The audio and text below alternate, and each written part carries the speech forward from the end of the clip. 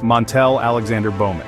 You might not recognize the name, but his story is one that deserves our attention. Bowman is at the center of a case that raises serious questions about technology, privacy, and human rights. His allegations are shocking.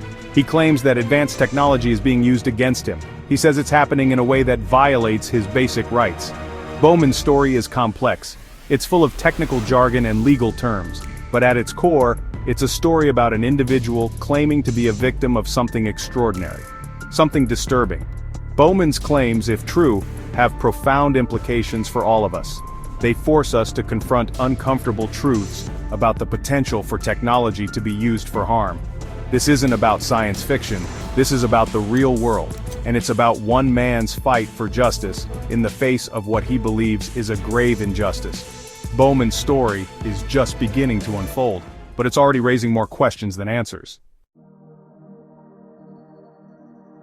Montel Alexander Bowman's story is hard to believe. It sounds like something out of a dystopian novel. Bowman claims that technology is being used to control him. He says this control is happening remotely. He alleges that this technology can monitor his thoughts. It can even manipulate his feelings, he says. Bowman doesn't just stop there. He goes on to claim that this technology can see what he sees.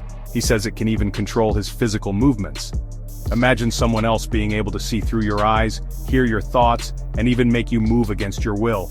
That's the reality Bowman says he's living with. These allegations are extreme. They are deeply unsettling. But Bowman is adamant. He insists that he's telling the truth. He says he's a victim of a vast and sinister conspiracy. Bowman's claims raise serious questions. Is this even possible? Could technology be this advanced? And if so, who's behind it? These are questions that demand answers. Let's dive deeper into Bowman's claims. He uses specific terms to describe what he's experiencing. He talks about remote monitoring and thought manipulation. These aren't just random words, they point to specific technologies. Technologies that, until recently, were considered the stuff of science fiction. Remote monitoring, in Bowman's words, means that someone, somewhere, is watching him. Not just watching his actions, but his thoughts, his feelings, his entire inner world. He claims this is possible through advanced brain-computer interfaces. These interfaces, he alleges, can pick up on the electrical signals in his brain. They then translate those signals into data that can be interpreted and even manipulated. Thought manipulation, Bowman claims, is even more insidious. He believes that technology is being used to implant thoughts in his mind. He says it can also be used to suppress his own thoughts. This technology, he alleges, can essentially control his mind. It can influence his actions and behaviors. These are extraordinary claims that, if true, have terrifying implications. The idea that our thoughts and feelings could be accessed and manipulated remotely is deeply unsettling. It strikes at the very core of what it means to be human. Bowman doesn't just point fingers at shadowy organizations or unknown actors. He specifically accuses the government of being involved. He claims that government agencies are using this technology against him. He points to agencies like the NSA and the CIA, agencies known for their surveillance capabilities. He alleges that these agencies are using this technology for nefarious purposes. He believes they are trying to silence him. He says they are trying to prevent him from revealing the truth about their activities. Bowman's claims tap into a deep-seated fear in many people. The fear of government overreach, the fear of being watched and controlled by those in power. These fears are not entirely unfounded. We know that governments have engaged in mass surveillance programs in the past. Bowman's claims, if true, suggest that these surveillance programs have reached a terrifying new level, a level where our very thoughts and feelings are no longer safe from prying eyes. Section 5, Beyond Privacy, the human cost of Bowman's allegations. Bowman's story isn't just about technology, it's about the human cost of these alleged violations. He describes the emotional and psychological toll these experiences have taken on him. He talks about the constant fear, the paranoia, the feeling of being violated in the most intimate way imaginable. Imagine living every moment of your life believing that someone is watching your every thought. Imagine the anxiety, the fear, the sense of helplessness. That's what Bowman says he's going through. Bowman's case highlights the often overlooked human side of technological advancements. It's easy to get caught up in the excitement of new gadgets and innovations. But we must never forget the potential consequences of these technologies. especially when they are used in ways that violate our basic human rights. Bowman's story is a stark reminder that technology is not neutral. It can be used for good or for evil, and when it's used for evil, the consequences can be devastating. Section 6. Seeking justice, Bowman's fight for recognition and compensation. Bowman isn't just sitting back and accepting his alleged fate, he's fighting back. He's demanding justice.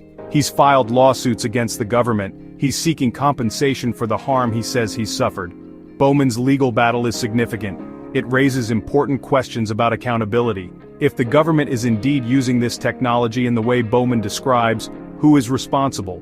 Who will be held accountable for these violations? His case also highlights the challenges of seeking justice in cases involving advanced technology. These technologies are often shrouded in secrecy. They are difficult to understand, even for experts. This makes it challenging to prove or disprove allegations like Bowman's. Bowman's fight for justice is an uphill battle, but it's a battle worth fighting. His case could set a precedent for how we address these types of allegations in the future. Section 7. A broader perspective, Bowman's claims in the context of tech and society. Bowman's story might seem like an isolated incident, but it's part of a much larger trend. We live in a world where technology is advancing at an unprecedented rate. This advancement brings with it incredible opportunities, but it also brings new risks.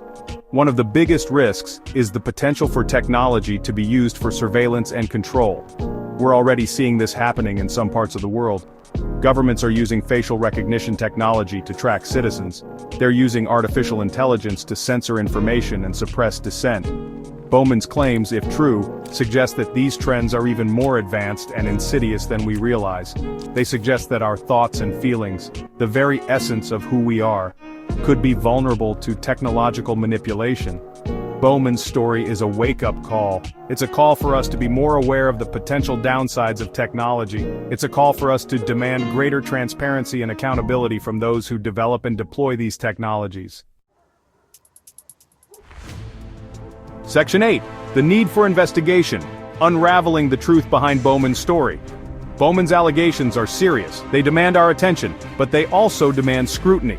We need a thorough and impartial investigation to determine the veracity of his claims. This investigation needs to be conducted by experts in various fields. We need scientists who understand the capabilities and limitations of brain-computer interfaces. We need legal experts who can assess the legality of the alleged surveillance. And we need journalists who can dig deep and uncover the truth. The stakes are high. If Bowman's claims are true, it means that our fundamental rights are under threat. It means that the line between science fiction and reality has become dangerously blurred. But even if Bowman's claims turn out to be unfounded, his story serves as a cautionary tale.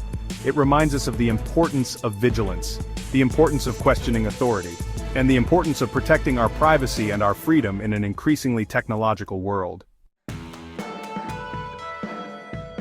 Section 9 Conclusion, a call for transparency and accountability. Montel Alexander Bowman's story is both fascinating and unsettling. It raises profound questions about the relationship between technology, privacy, and human rights. Questions that we, as a society, need to confront head-on.